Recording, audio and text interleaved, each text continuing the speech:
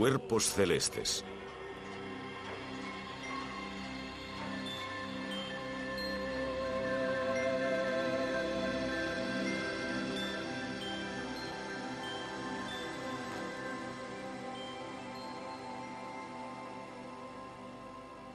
Desde que las personas empezaron a caminar por este planeta, se sintieron fascinadas por los objetos que veían en el cielo.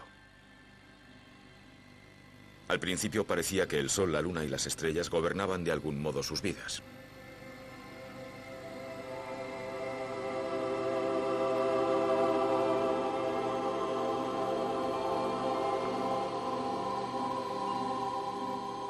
Cuando se hizo patente que los cuerpos celestes no eran dioses, sino cosas reales que había allí lejos en el espacio, empezó a buscarse un mecanismo.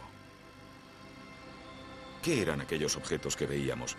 ¿Cómo funcionaba todo aquello? Y principalmente, ¿a qué distancia estaban aquellos cuerpos que veíamos en el cielo?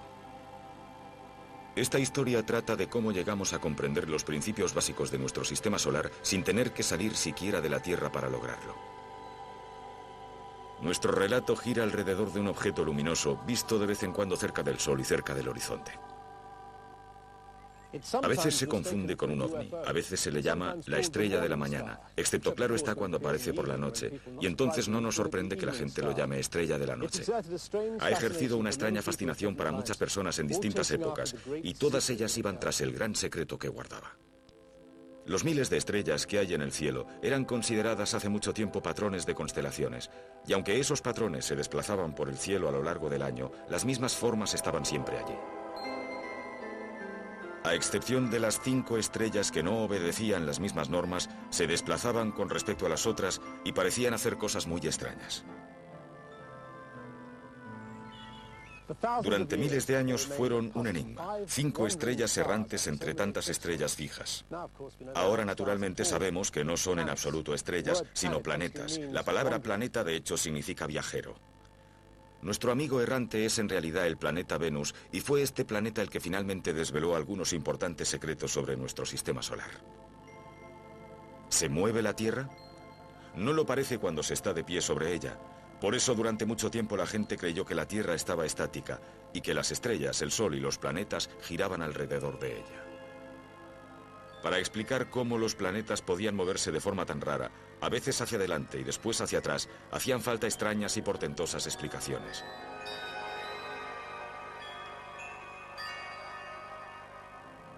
Pero alrededor de 1530, Nicolás Copérnico llegó a la conclusión de que la Tierra y los planetas giraban alrededor del Sol.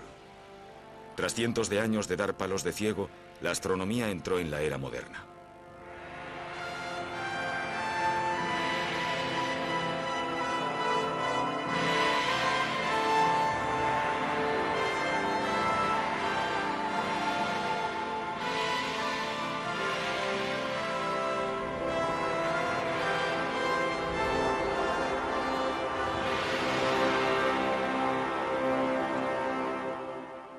Esta maravillosa maqueta muestra a los planetas más importantes en órbita alrededor del Sol.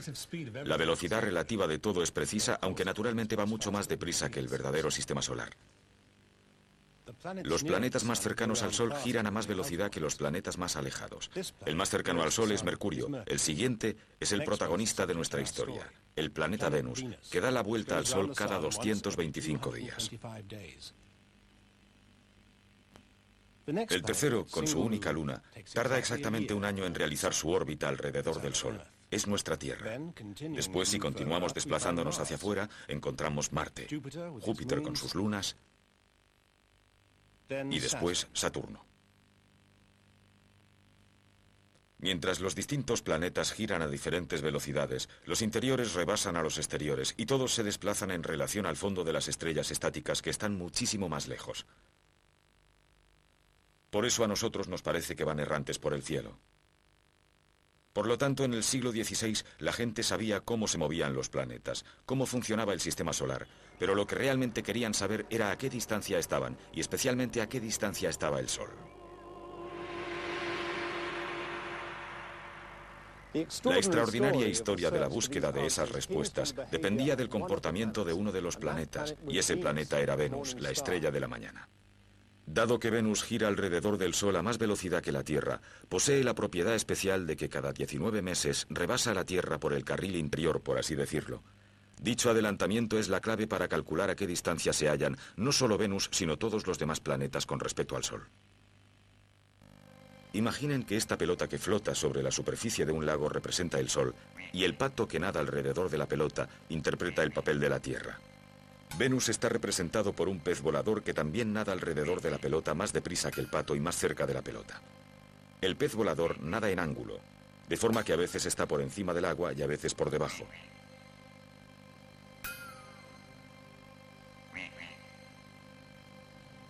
Pero de vez en cuando ocurre algo especial. Las órbitas coinciden y los tres objetos forman brevemente una línea recta. Desde el punto de vista del pato, este es el único momento en que el pez pasa por delante de la pelota. A este raro acontecimiento, cuando el planeta Venus pasa por la cara del Sol, se le llama el tránsito de Venus. Dicho tránsito resultó ser crucial para averiguar la envergadura del sistema solar, pero primero tuvieron que observarlo.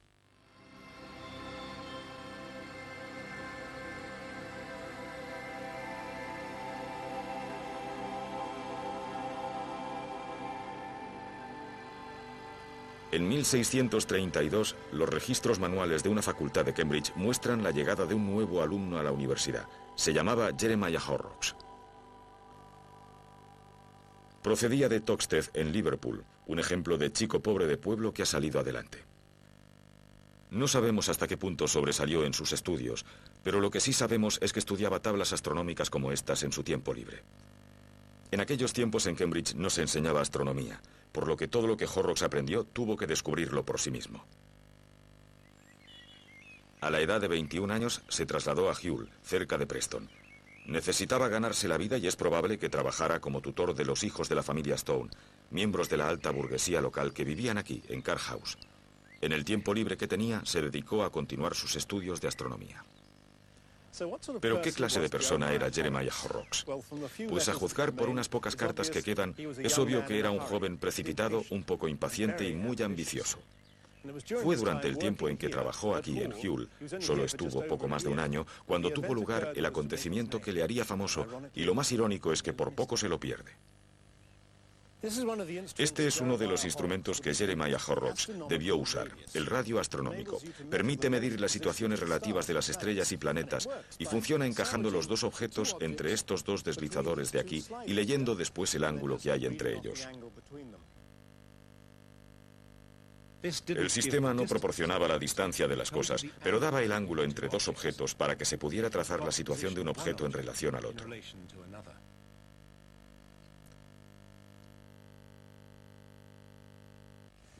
Una de las cosas que Jeremiah Horrocks estudiaba era la posición del planeta Venus.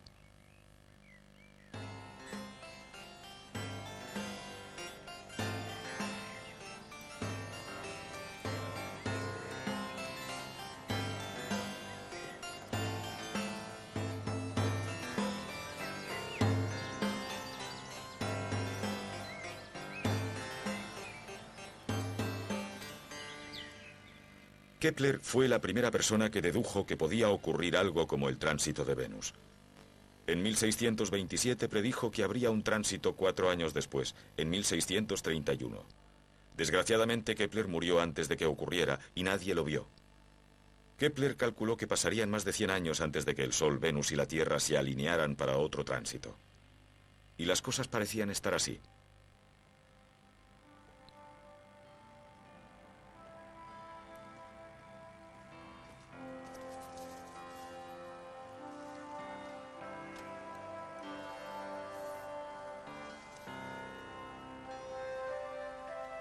Horrocks empleó su instrumento casero para calcular la posición de Venus a medida que se movía gradualmente contra el fondo de estrellas fijas.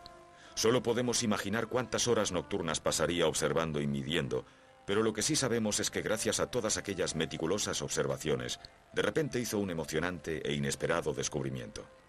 Se dio cuenta de que los tránsitos de Venus por la cara del Sol tenían lugar a pares, con 8 años de diferencia entre sí, y solo después venía un intervalo de más de 100 años.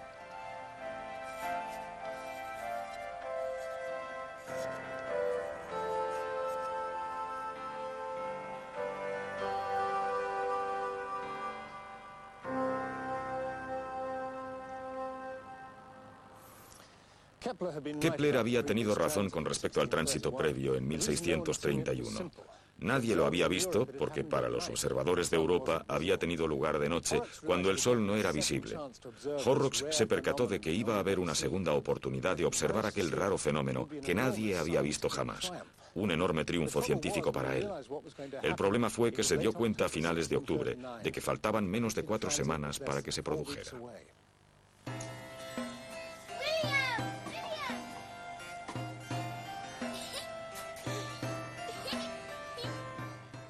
Horrocks tenía muy poco tiempo para prepararse para el día más importante de su vida.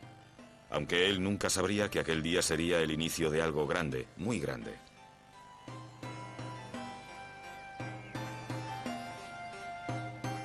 Poseía lo que él describió como un pequeño telescopio de media corona y rápidamente reunió todo lo necesario para poder observar a Venus pasando por delante del Sol.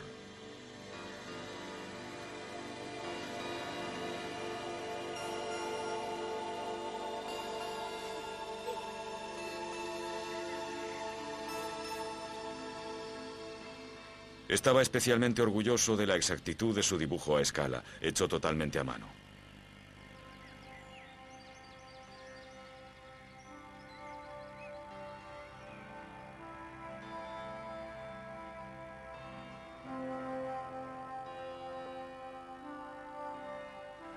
Horrocks no era un astrónomo famoso, por lo que no podía alertar al mundo de lo que él creía que estaba a punto de ocurrir. No le habrían tomado en serio. Pero escribió a un amigo suyo llamado William Crabtree, quien se suponía debía transmitirlo a un astrónomo que conocía. Pero al parecer el mensaje se perdió. Horrocks estaba solo.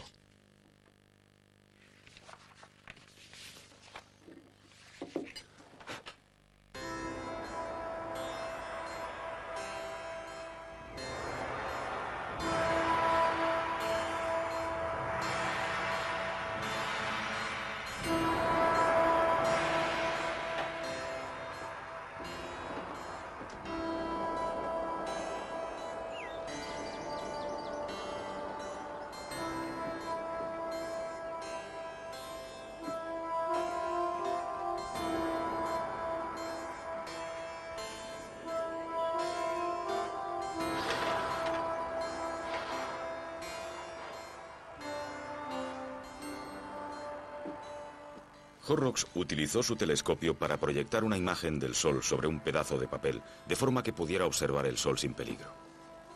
Tras haber cerrado las ventanas a la luz, dirigí mi telescopio hacia el Sol y observé atenta y crecientemente en busca de cualquier cuerpo oscuro que pudiera aparecer sobre el disco de luz. La posibilidad de una atmósfera nubosa me causaba mucha ansiedad.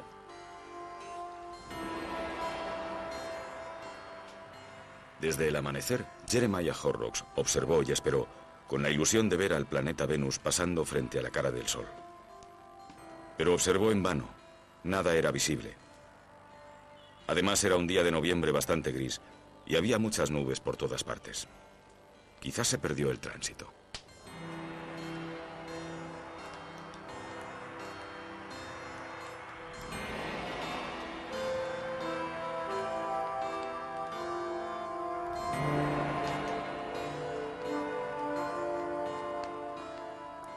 Pero observar durante la tarde resultaría aún más difícil.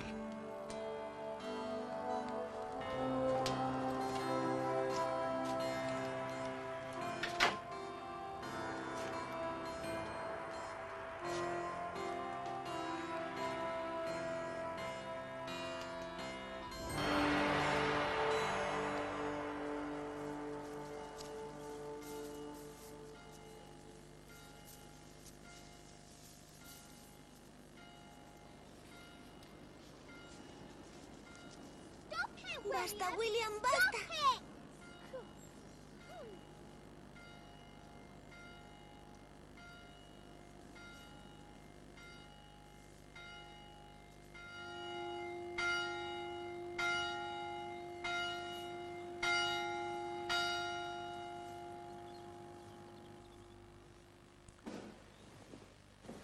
El 24 de noviembre fue domingo, por lo que debía haber ciertos deberes que no podía ignorar.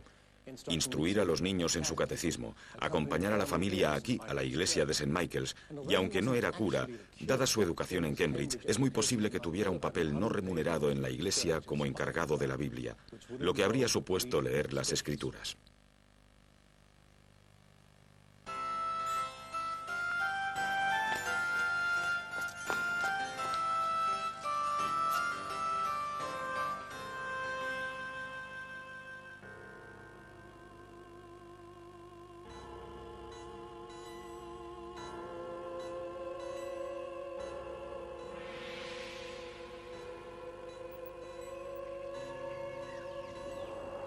¿Quién tomó las medidas de la tierra, si tú lo sabes? ¿O quién tendió la línea sobre ella? ¿Sobre qué lugar se sentaron los cimientos? ¿O quién colocó la piedra angular? Cuando las estrellas de la mañana cantaron juntas y todos los hijos de Dios gritaron de alegría. Para cuando terminó el oficio faltaba apenas media hora para la puesta de sol, y era su última oportunidad de ver un tránsito en los próximos 100 años.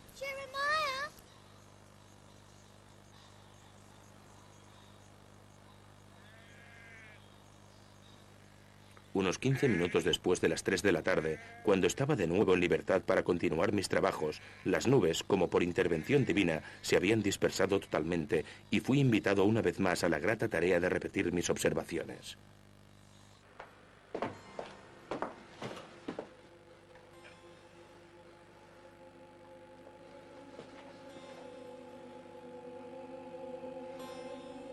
¿Quién tomó las medidas de la Tierra?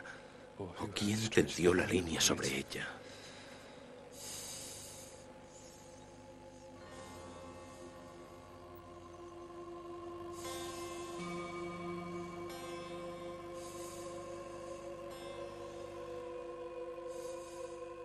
Entonces contemplé el más agradable espectáculo.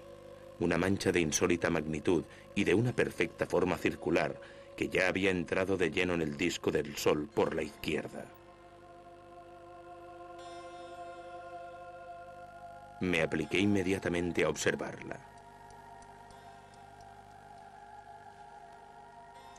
Y así, observando solo en su pequeña habitación, el autodidacta Jeremiah Horrocks fue la primera persona no solo en observar, sino también en medir el esquivo tránsito de Venus por la cara del Sol.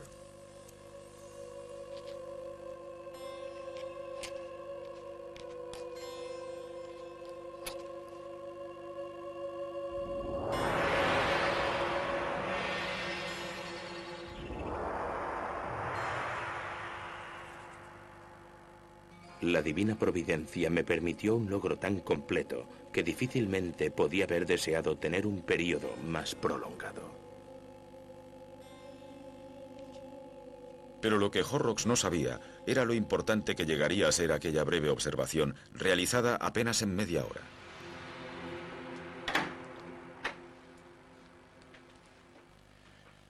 Dado que la posición del Sol se conocía casi con exactitud, Horrocks podía determinar ya la posición de Venus con mucha más exactitud de lo que lo había hecho nadie hasta entonces.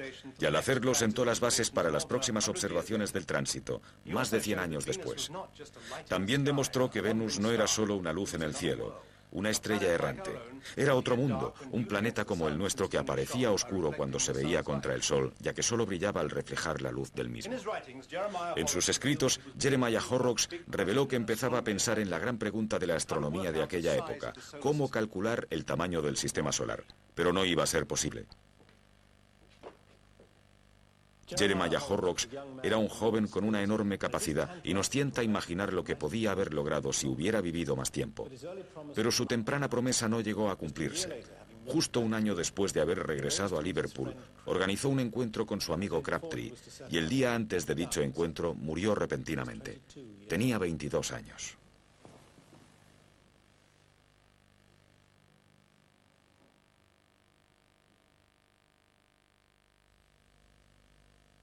Las observaciones que hizo Horrocks del tránsito de Venus iban a ser la clave para resolver la pregunta definitiva. ¿Cuál era el tamaño del sistema solar? Los astrónomos empezaban a vislumbrar cómo podían lograrlo. Ya tenían una pieza del rompecabezas. Las observaciones de los planetas habían dado como resultado que los astrónomos supieran exactamente el tiempo que tardaba cada planeta en dar la vuelta al Sol. Cuanto más lejos estaba un planeta del Sol, más tardaba en rodearlo. Y en 1619, Kepler había dicho al mundo en su famosa tercera ley del movimiento planetario que la relación era precisa. La tercera ley señalaba que la distancia de cada planeta con respecto al Sol era proporcional al tiempo que ese planeta tardaba en realizar su rotación alrededor de él, lo que significaba que la gente conocía la distancia relativa entre todos los planetas y el Sol, pero no sus distancias absolutas. En cierto modo tenían un mapa preciso, pero no sabían a qué escala. Sin embargo, se dieron cuenta de que el siguiente tránsito de Venus podía emplearse para determinar una distancia, la que había de la Tierra al Sol. Después, a partir de esa cifra, podían deducir el tamaño de todo el sistema solar. ¿Y cómo iba a hacerse? Horrocks, desde el norte de Inglaterra, vio a Venus desplazándose sobre la superficie del Sol. Pero imaginen el punto de vista de otra persona que estuviera muy lejos de allí, por ejemplo, en el otro extremo del mundo. Desde allí, Venus parecería trazar una línea distinta sobre la superficie del Sol. Lo que obtendríamos sería un gigantesco problema geométrico, con líneas que se extenderían a través del espacio. Kepler había calculado las distancias relativas de Venus y de la Tierra con respecto al Sol, y ellos conocían la distancia exacta entre los observadores de la Tierra, por lo que podían calcular esa distancia sobre la superficie del Sol.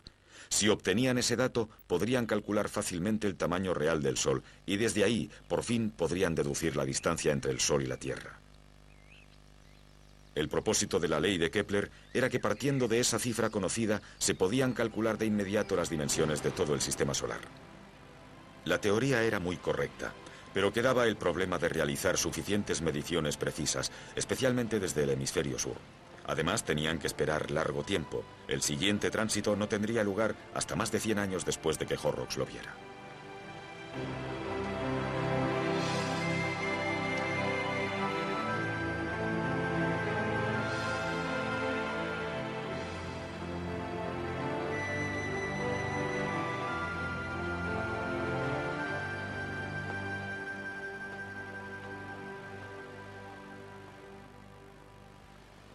Después del tránsito de 1769, Gran Bretaña decidió que la empresa requería un esfuerzo supremo.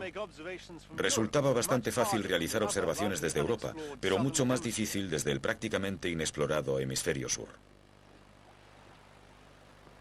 Se decidió que se realizaría una gran expedición naval.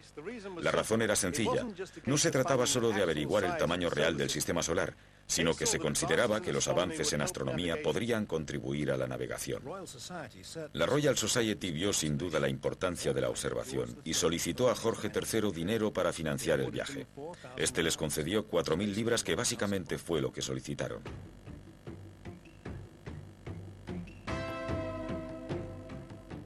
Para la principal expedición al hemisferio sur, decidieron ir a Tahití. Se hallaba exactamente en el otro extremo del mundo con respecto a Europa, y parte de la razón de haberlo escogido fue que los nativos eran amistosos.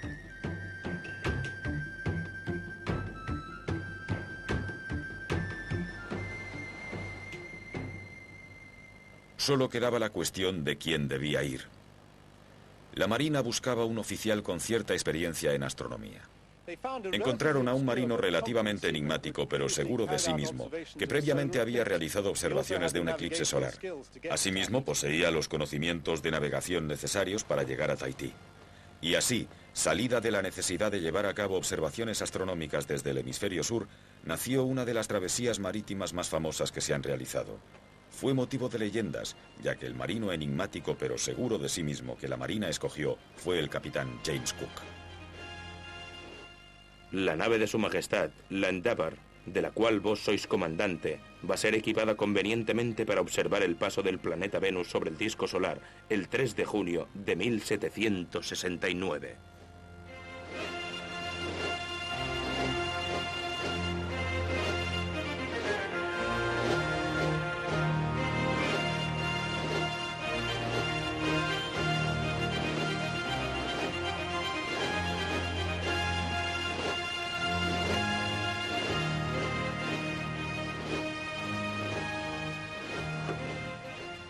La tripulación tuvo que soportar las disparatadas ideas de Cook sobre la Nouvelle Cuisine.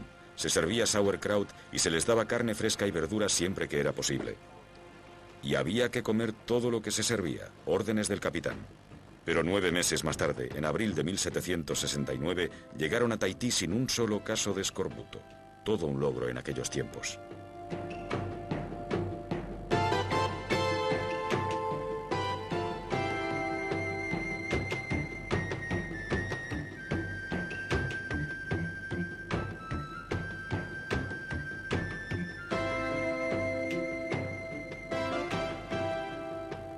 Faltaban 7 semanas para el tránsito y esperaron en el punto que habían escogido, al que llamaron Fuerte Venus, con la esperanza de que el tiempo fuera bueno.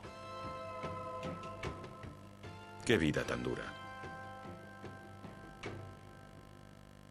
Este día ha resultado ser todo lo favorable a nuestros propósitos que podíamos desear.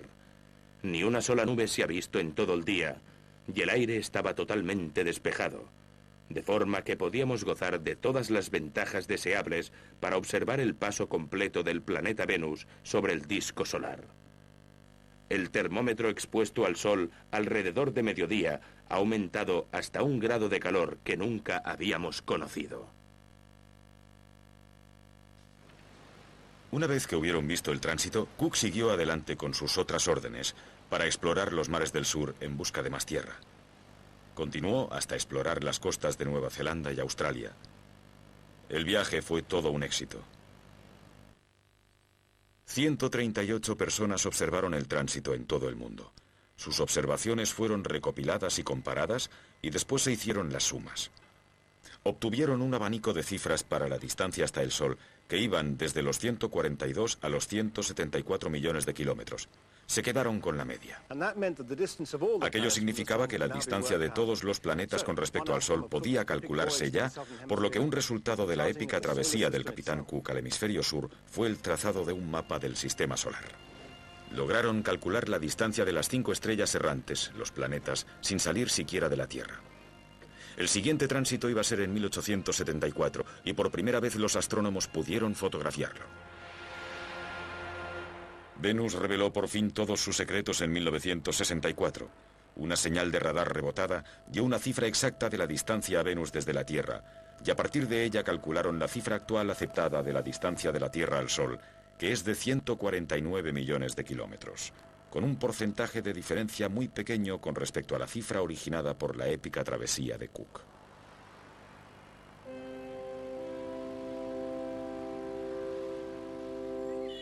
En los últimos 350 años ha habido pocas oportunidades de observar el esquivo tránsito de Venus. Jeremiah Horrocks lo hizo en 1639 y el capitán Cook observó uno de los dos siguientes en 1769. Hubo dos en el siglo XIX, pero eso ha sido todo. En el siglo XX no ha habido ninguno. El siguiente va a ser en junio del 2004. Espero tener la oportunidad de verlo si no hay nubes.